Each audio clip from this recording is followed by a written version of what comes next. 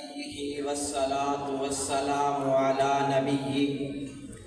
وعلى آله وأصحابه المتأدبين بأدابه أما بعد فأعوذ بالله من الشيطان الرجيم بسم الله الرحمن الرحيم يا أيها الذين آمنوا لا ترفعوا أصواتكم فوق صوت النبي والصلاة على من نطق أدبني ربي فأحسن تأديبي صدق الله العظيم وصدق رسوله النبی الکریم۔ انتہائی واجب الاحترام سفینہ علم کے روح رواں مسند صدارت پر تشریف فرما معزز و مکرم اساتذہ کرام، بالخصوص حضرت الشیخ دامت برکاتہم العالیہ، سامعین محترم، اساتذہ کرام کی جانب سے دیگر احسانات میں سے ایک احسان یہ بھی ہوا کہ اس دور پرفتن میں جب لوگ سرعام اپنی محفل و مجالس کے موضوع و عنوان بے بنیاد افسانے، بیہودہ ناول، فحش قسم کے ڈائجسٹ و میگزین، کذب پر مبنی من گھڑت قصوں کا تعین کیے ہوئے ہیں، جبکہ احکر کو اس نازک و لطیف، عجیب و غریب، انتہائی قیمتی عنوان بادب بانصیب پر اظہار معافی الضمیر کا موقع فراہم کیا۔ ارباب علم و دانش، ادب کسی بھی قوم کا درہ امتیاز ہے، گو کہ دیگر اقوام و مذاہب نے اخلاق و کردار اور ادب و آداب کو فروغ دینے میں ہی اپنی عافیت جانچی، مگر اس کا تمام تر صحرا اسلام کے ہی سر جاتا ہے، جس نے اخلاق اور ادب و آداب کو باقاعدہ طور پر ریج کیا اور اسے انسانیت کا اولین درجہ قرار دیا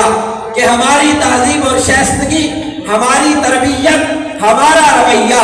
ادب کے ہی ماتحت ہو۔ اگر ادب کے نتائج اور اس کی وسعت کی بات کی جائے تو ادب اس وسیع و عریض سرسبز و شاداب گلستان سے عبارت ہے جس پر قسموں قسم کے پھول ملتے ہیں۔ اگر ادب کی گہرائی کو پیش نظر رکھا جائے تو اس سمندر کی مانند ہے جس کے عمق میں کئی بیش بہا قیمتی ہیرے اور جواہرات پنہاں ہوتے ہیں۔ اگر بات بلندی کی جائے تو یہ ذروں سے اٹھا کر ثریا کی بلندیوں تک پرواز دیتا ہے۔ یہی وجہ تھی کہ بلند میں معورہ باوجود علم و شہرت کے ادب کے فقدان پر جہنم کا حامل ہوا اور ایک سجیرہ اصحاب کہف کی ادب پہ جاوری پر جنت کا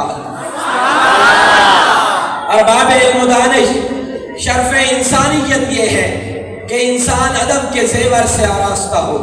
جو انسان ادب کے جوہر سے عاری ہو وہ بشکل انسان حیوان ہے، کیونکہ تمام کے تمام تر حیاتی تقاضوں سے ہٹ کر انسان کو حیوان سے ممتاز کرنے والی چیز ادب ہے۔ اگر ہوا سے خمسہ کو بروئے کار لا کر زمانے قدرت کو بغور دیکھا جائے تو جب بھی کوئی فرد نعمت عظمی سے نوازا گیا، ادبی کی بدولت نوازا گیا، یونان کے لاشیم ہو، سکندریہ کی رستگاہیں، ہندوستان کے آشرم ہو، ایران کے معبد، بغداد و بصرہ کے مدارس ہو، جدیری لندن کی محافل، ادب و علم و حکمت پر صرف انعام نمایاں ہے جنہوں نے اپنے اساتذہ اور محسنین کے حضور ظاہر تلمذ ہو کر ادب کو پیش رکھا۔ آج جہان قلوب میں بانصیب قوم ہے، کیا سرمایہ دار ارباب اقتدار یا بڑے افسران، فضل و دولت والے کون ہیں بانصیب جن کے نامہ نامی طریقے وراق میں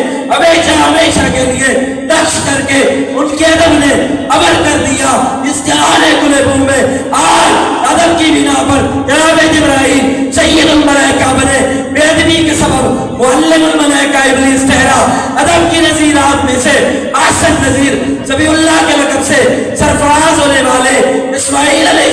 السلام کی، جنہوں نے اپنے والد کے حکم پر اپنی جان کا تحفہ موت کی تشتری میں ڈالتا ایک شہر کا مصداق بنے۔ یہ فضائے نظر تھا، یہ حکمت کی کرامت تھی، فضائے کس نے اسماعیل کو آداب فرض۔ ارباب علم و دانش، یہ ہماری خوش قسمتی ہے کہ ہماری زندگی سے وابستہ اصول و آداب وحی الہیہ ہے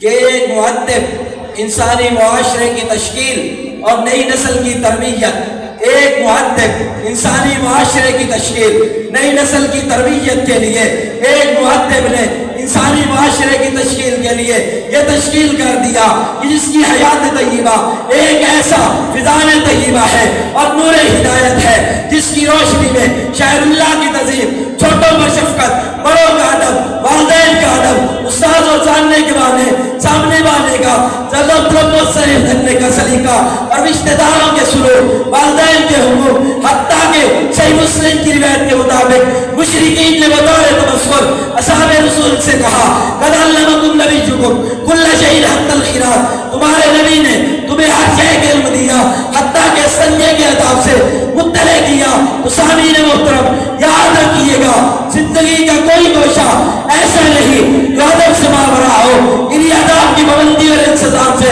انسان متوتر اور مہذب اور غیر مہذب وحشی انسان میں امتیاز ہوگا۔ اسی کے التزام سے انفرادی اور اجتماعی زندگی کے اندر خوشگواری جنم لے گی اور انسان مسرت و شادابی، فرح و انبساط سے ہم کنار ہو کر فرشتے نصیب میں شہ فرشت ہوگا۔